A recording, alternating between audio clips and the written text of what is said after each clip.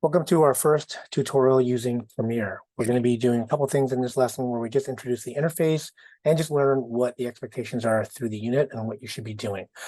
Each of the units in Brightspace and D2L are organized roughly in the same way other units are. So each one will have a module, and each module is conditionally opened once you have submitted the work to the assessment Dropbox. For this first lesson, we're going to be going through the interface. There are a couple of items here that I'll be introducing you to. These are the key concepts. You should read these, pay attention to what they are, and know those because these are the sorts of things that show up on quizzes. In this instance, we'll be going through also some of the requirements for your first activity. There are a couple of videos, so the one that you're watching right now, and then as you finish that lesson, there's going to be a J&L cut tutorial, and finally the activity that you need to do with an example of what it should look like. I'll sort of introductory kind of not warning, but just note that this should only take you one period. Okay, some students tend to get carried away with their first variation of this, and they tend to take too long and get really creative with this, which is great to see, but we end up kind of burning a lot of time later, or that we could be using later, where we start to get more creative here. So in this particular lesson, try to get it done in one period. All right, so let's take a quick look at Premiere. So Premiere is a video editing software by Adobe. PR is the keyboard or the sort of the icon. Okay, it looks like that. You can also get it from your Launchpad. Once you've opened it up, it'll look something like this. By default, it'll open up to the landing page for creating a new project. And if you've already got a project open, if it's your second time opening, it'll look a little different. For now, we're just going to click on this, and it's going to ask us some information about what file we want to create. So a couple things of note here. One, it's asking me the project name, which at this point is untitled. You should always name your project. This one is going to be called 2_1_montage. I'm going to add for myself _demo, but you don't need to add the demo because you're not going to be demoing. You also want to pay attention to the location. Where is it going to be saved? You do not want to leave it in the standard location. Okay, this is not where you're going to be able to find your work. You want to go down here and choose location. Just like we have with other assignments, I want you to go to your desktop, create a named folder, and you're going to save your work in there. I'm also going to rename this one. Okay, so do make sure that you're naming your files properly and putting them in the right location. I'm putting mine here, and I'm going to select that as my location. You're going to put yours in your named file. From here, if you have any files open or projects you've been worked on, they'll show up here just like in any other of the Adobe software interfaces. Okay, once I've got that sort of started, I'm going to say create. When I do that, it's going to create a blank, sort of set up the blank interface. This workspace can be modified. Okay, this is the standard. If I click here, you'll see that I have a number of workspaces, and if I change them, okay, right now it's saying that we're in the editing workspace.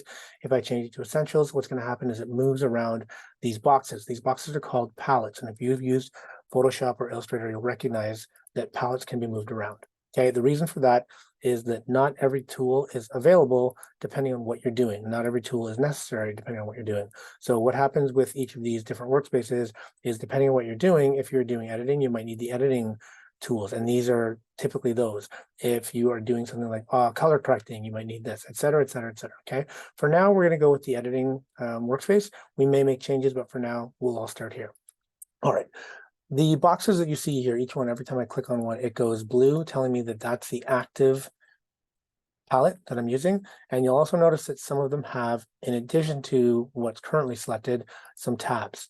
Okay, and each tab gives you different information. We'll go through each of these as we move through the tutorial. Another example here. Okay, some more tabs, but we're going to go back to the project window. Okay, so what are we doing today? Well, let's go back to Brightspace and see what we're covering. We're going to be learning about the interface, which I'm starting to show you now. We're going to import some clips, okay, and I'm going to show you where and how to get those. We're going to talk about something called timecode, which is how we know where we are, and you'll recognize this from things like YouTube. We'll talk about something called pixel aspect ratio, which is not particularly important at this point, but you will need to understand the concept. We'll talk about resolution, which is very important. We'll talk about trimming and editing clips, in and out points, and creating a rough cut. Okay, with the completion task the task that you're going to be working on here. Okay, this video here walks you through it. You're going to need to do all of the things listed in the requirements. Okay, these are the things that you'll need to do for this activity, and those are in the next video. Okay, so First of all, we need to get our work or our source material. We're going to be going to Dropbox. You're going to click here on source material. It's going to open up a window. We've done this before previously on the other units that you've worked on.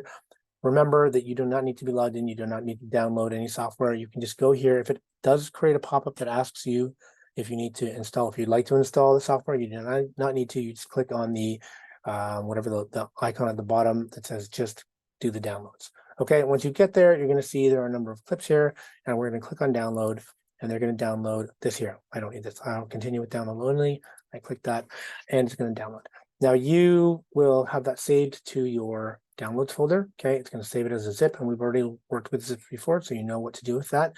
In addition to that, when we're working with this, we're also going to be getting some clips from something called the YouTube audio library. So while that's downloading, it takes a minute.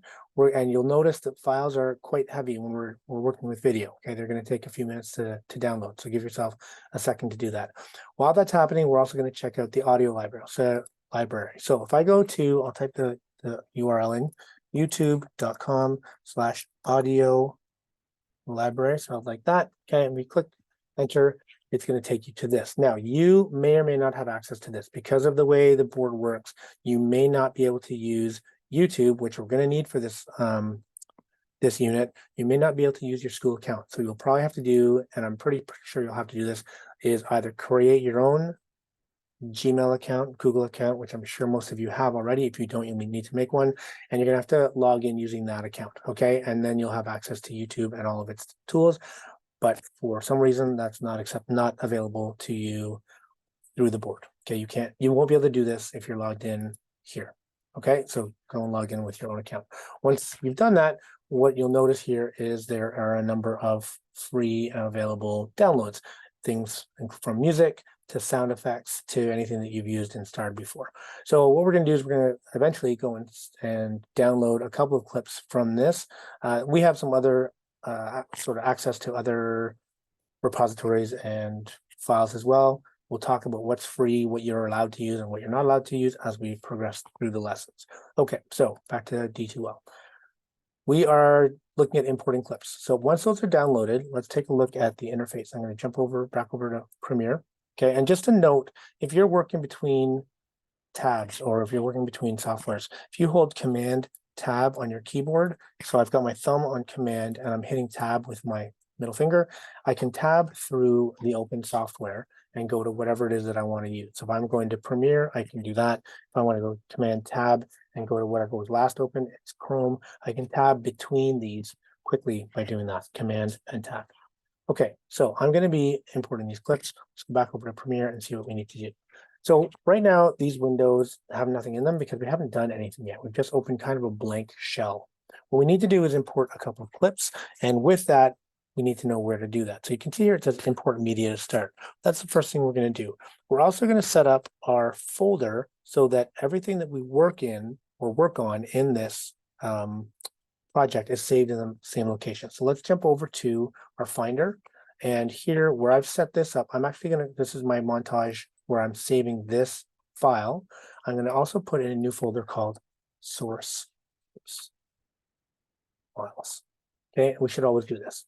I'm going to go and open up another of these windows by going Command N, and I'm going to go to my downloads where I just downloaded all of my files. There they are. I'm going to double click this, open up the zip file. Here's my source. I'm going to grab all of these and drag them into my source folder like that. And now I can have all of my source files and the project that I'm working on in the same location. Okay, you should always do that so that things are where you expect them to be. All right, back over to Premiere.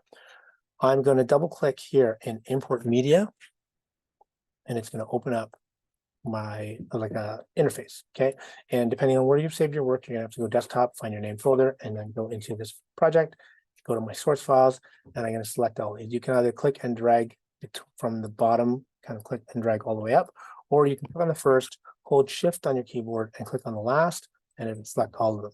If I hit import, you'll see that these are now imported into my file.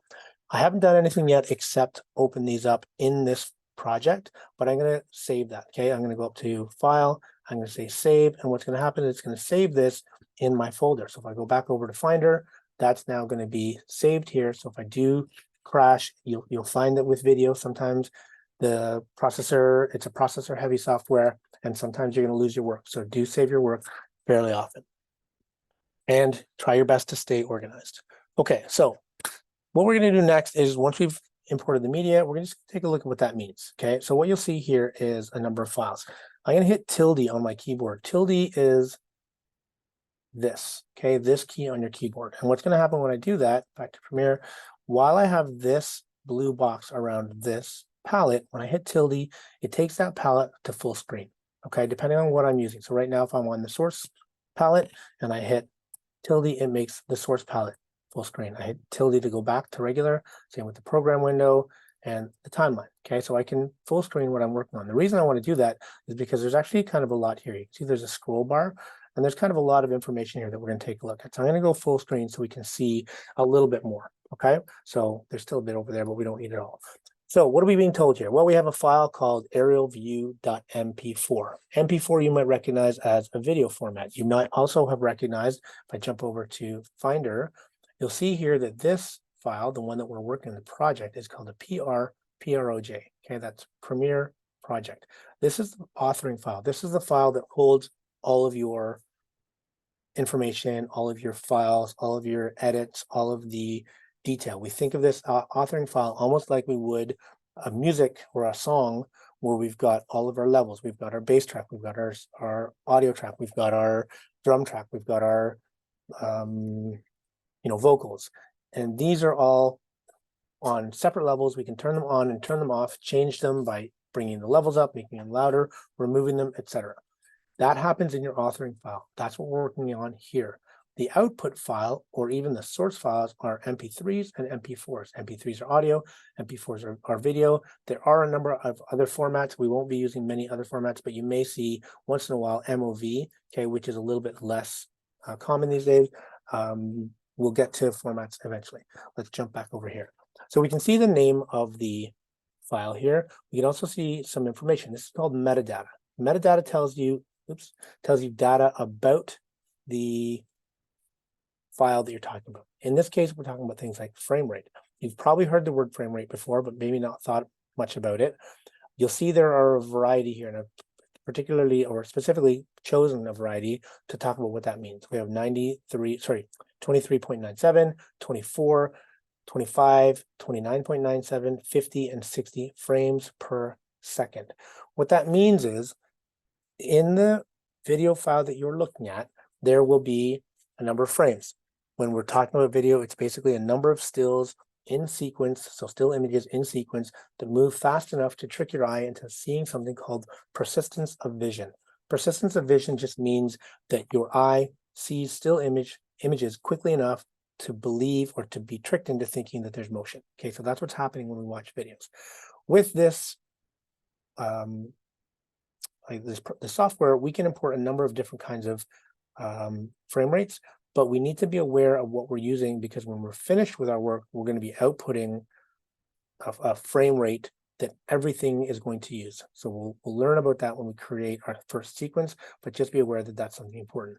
Another very important thing is our video info here. So we have physical size. Okay, we've got 4,096 by 2,160, and then more commonly, we've got 1920 by 1080. You may have heard these numbers before. This is often referred to as 4K, and this is often referred to as HD or high resolution HD. Okay, there are some other sizes. One in particular is called, you may have also heard this called 1080p. Okay, you'll see 1080. What this is referring to is how many pixels across and how many pixels down. Okay, the first number is across. So on your screen, if you had, imagine that the screen was made of graph paper and you had 1,920 boxes going across, and then 1,080 boxes going from the top to the bottom. Okay, imagine that many boxes, and then by comparison, imagine 4,096 boxes across the top and 2,100 boxes from top to bottom. If you had that number of boxes, or that kind of graph paper with that many little squares, in this case, you would have to fit more into the same space. To do that, the boxes would be smaller. The little graph paper boxes would be smaller. Comparatively, here, they would be a little bit larger. probably about double, okay? Just about 2000 and about 4000 across the screen or up and down, okay? And so what we're talking about is resolution here. So this resolution is how much detail you can get into your image. A higher resolution gives you more detail, but it also creates a larger file size. It's much more processor intensive, and it's much slower as you're working with video. Okay, the more you have in your file, the more the computer needs to process, the slower the video. You'll also see here where we have 60 frames per second. This is the same physical size, but it has twice as much data as something that has 30 frames per second or 29.97 or 24, 23. This has got much more data happening per second in your file. There are 60 frames, so 60 still images versus 23.97 or 24. We'll talk about what that means later. Okay, so that's kind of the basics of these things. You get other things like video in and video out, which tells you how long the clips are. You get duration as well here. There's a bunch of other things here, but for now, that will be all we need to know. And we'll talk about these guys, which are audio, when we get to audio. Okay, tilde to get back to my interface. Next thing we're going to talk about is how to create a sequence. A sequence is just that. It's a sequence of videos that you're going to be editing and moving around. The sequence that you want to work with. Okay. And what we're going to do with that is we're going to talk about, oh, sorry, before I move on from Meta, I just want to mention this here. There's this 1.0 here. These are all 1.0, which is a ratio. It means that you're talking about pixel size. Okay. If I jump over to this image here and show you pixels. Some pixels are square, which is 1 to 1, and some are what are called envelope, or there's a couple of different names for them. The idea being that in this case here, it's wider than it is tall, okay? And we're using, for the most part, what we're using at this point is 1 to 1 square pixels. If you ever see something that shows up as 16 to 9 or 9 to 16, which is kind of this version of that, where it's like a phone. Hold on. If I can find an example of, okay, that would be, for a phone, which in this course we're not going to be worrying about. We're seeing different aspect ratios of pixels. For us, we're only going to be using 1.0, okay, or for the most part, 1.0. If you do end up bringing in a file that has the wrong pixel size, it'll look skewed or squished in one direction or the other. Okay, next step, we're going to be creating our sequence. So a sequence is dependent, or the sequence is going to define, I should say, the output of your video. So whatever I'm bringing in, you can see I've got different frame rates here. Whatever I bring in to this is fine, but whatever I put or output or export from this is going to be what my final video settings are going to be. So what does that mean and how do I work with that? Well, I need to consider a couple things when I'm working with some files. So let's grab a file here. I'm just going to open something up here. Let's take a look at area view. If I double click this, it's going to open up here in my what's called source monitor.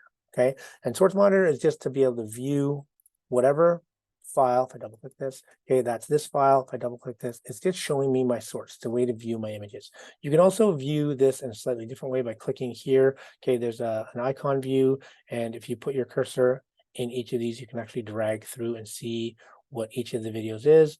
I prefer, for now, I prefer to be in the list view, but just be aware that you can do that. This is actually quite useful when you're doing freeform view. You can move things around. So when you're creating, I'm going to go full screen here, I can take things and change the position of them so that they are in an order that I prefer. And if I'm doing something called a rough cut, where I want to say, oh, I want these roughly in this order, this is a nice way to be able to view that. Okay, for now, I'm going to go back down to list view.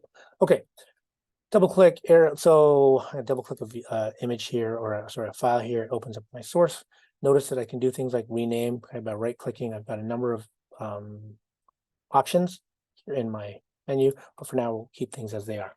All right, first let's preview our graphic here. I'm going to click play, and we can see that a playhead starts to move. Okay, we watch the video progress through our duration, and you can see that there's numbers changing here. Well, what are we looking at? Well, a couple of things. First of all, let's stop that, and I'm going to go back to the endpoint, which is the beginning for now. And you'll notice that this starts at 4:42 and 02. What does that mean? Well, normally we're used to having, an hour and a minute and perhaps a second, depending on what we're talking about. In this case, we've got hours, minutes, seconds, and another set of numbers. These numbers here are talking about frames because, as we mentioned, there are a certain number of frames per second. So if I move this forward, you can see I'm going frame by frame. To see video, we need lots of frames to keep that smooth. Otherwise, if it was 1 frame per second, it would look really choppy.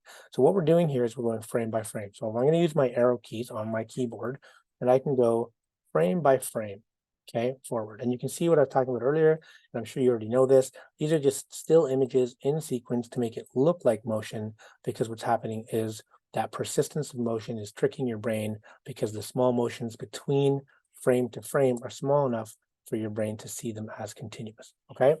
If you've ever seen a video that's choppy, there just was not enough data in each frame, where there was too much movement from frame to frame, that didn't create that, what's called, again, persistence of motion, something I've repeated a number of times in this tutorial, a word that you should probably remember. Okay, so let's continue with this. Notice here that this playhead, or sorry, the playhead here starts at 442. We will be changing this to be 00. Okay, we'll talk about how to do that as we kind of move through some tools. For now, we're just going to ignore where that is. We'll approach that later. Some other things that are noticeable here, we've got something called fit, okay, which means fit the video in the available space. We can also zoom in if we wanted to see different position, like different areas within my video, but for now, most times this is set to fit. We've got this graphic here, which is the video only, and this graphic here, which is audio only. We'll talk about what to do with those in a second.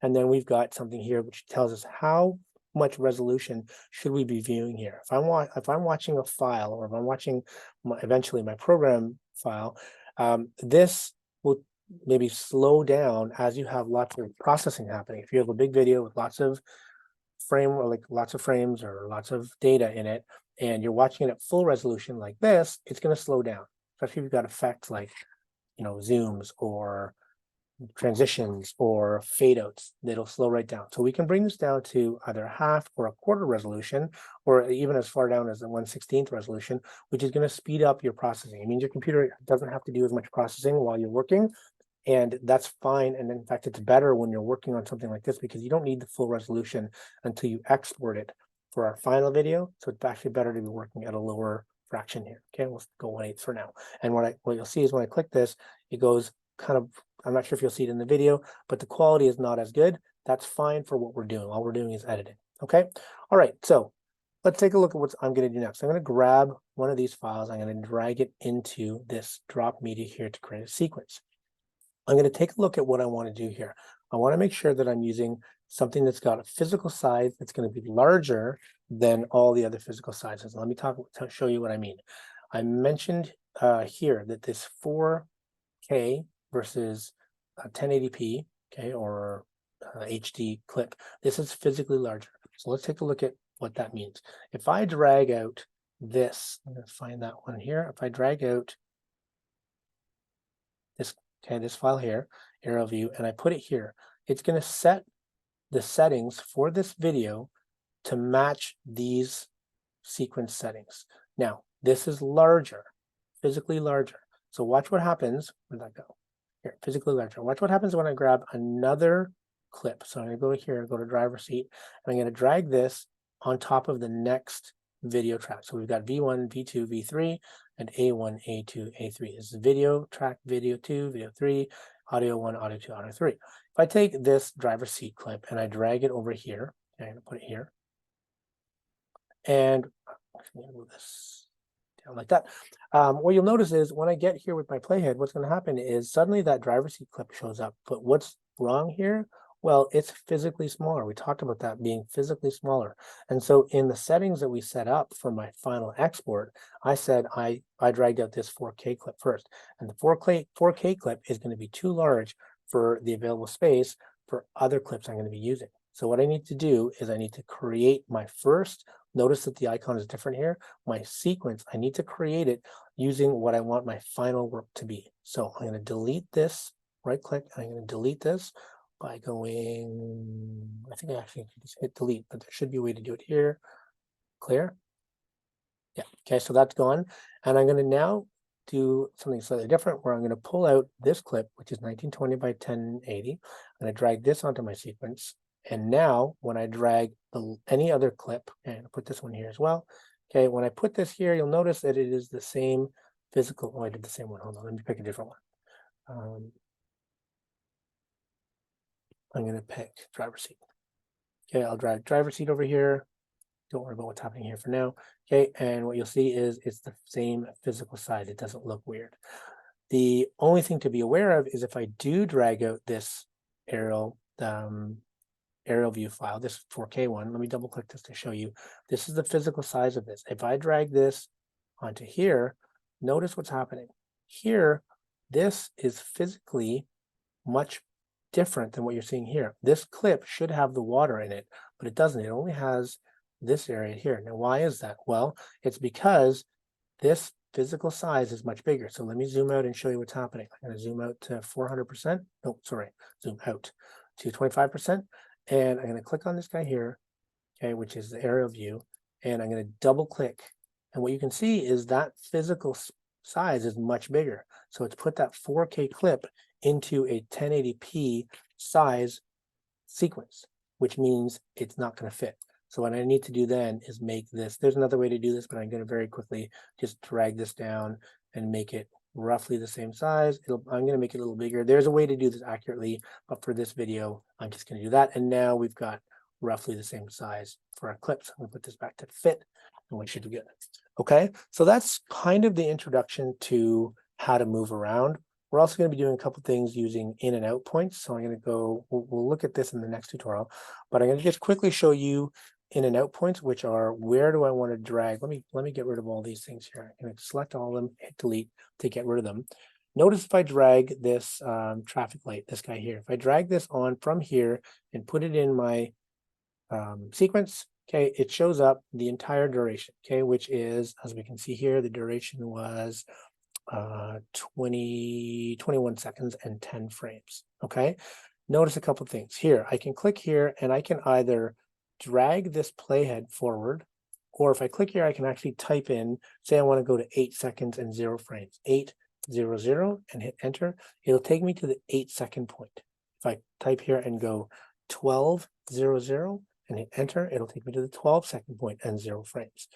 Let's take a look at timecode and what's happening with timecode. I'm going to click forward with my keyboard using my right arrow. And as I do this, you can see I'm going through frames. Let me get something that moves a little bit more consistent. Let's go with SkyDriver. Okay, so I'm going to use this one as an example. So I'm going to go here to 1:31:00.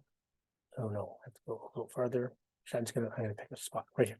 Okay, I'm going to use my keyboard to go back to 1:36 and 0 frames. Okay, and with this, as I go forward, frame 1, frame 2, frame 3, frame 4, all the way up, okay, to here, and I'm going to get to, in this case, there are 25 frames per second. I'm going to move forward until I get to 23, 24, and it should be 25, right? But it's not. It's going to jump over to the next 0, and that's because there are 25 frames per second.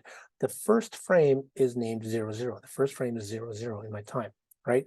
So that's frame 1, even though it says here 00, frame 2, frame 3, frame 4, frame 5. So keep in mind that the frame that you're on is actually one higher than the time code, okay? I'm going to jump all the way ahead to 23, 24, which is my 25th frame, and then I go to my next second, which will be 1 minute 37 seconds, is going up to 38 seconds and 0 frames.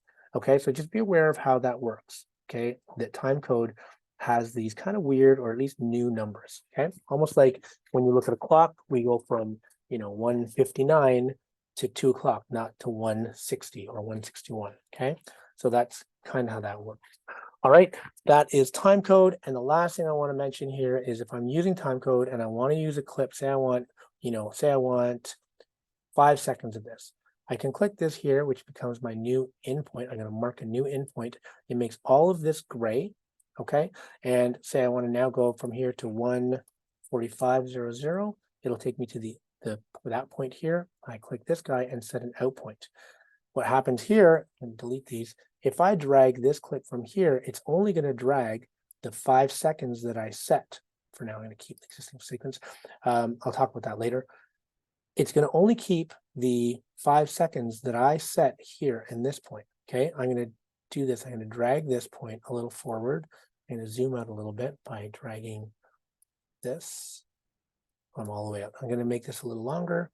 And this time I'm going to drag here and put it here. And notice now it's giving me a much longer sequence because I've changed how long my duration is by using this mark in and mark out. Okay, so depending on how long you set this to, you get different sequence lengths or different clip lengths in your sequence. Okay, I'm going to delete all that. Hopefully all those things make sense. The last thing I sort of want to mention is that you can also drag, and in these cases, some of them have audio and some of them don't. Okay, in these clips, we've got these guys have got audio. This one doesn't. I'm going to drag driver's seat here, or maybe doesn't really matter. Let's drag this one for now. If I drag this icon, it's going to drag the audio only. So you notice I've only pulled the audio. And if I pull this guy here, it's going to only drag the video. Okay, so I can have these separated, or I don't even need to use the audio. I can just click here and delete the audio. Keep in mind, if I drag the entire thing together, they're actually locked. So if I click and move this, these things are moved together. Even if I click away from it and click back, they're linked. Okay, if I want to get rid of it, I need to right click, and I'm going to, there's a way to separate these. Okay, we'll talk about this as we do more work with the software. But for now, just understand that these are linked together unless you drag one out individually like that. Okay, all right, I think that's a pretty good start. I'm going to let you guys use some time to practice these tools, and then you're going to move on to the next tutorial. All right, good luck.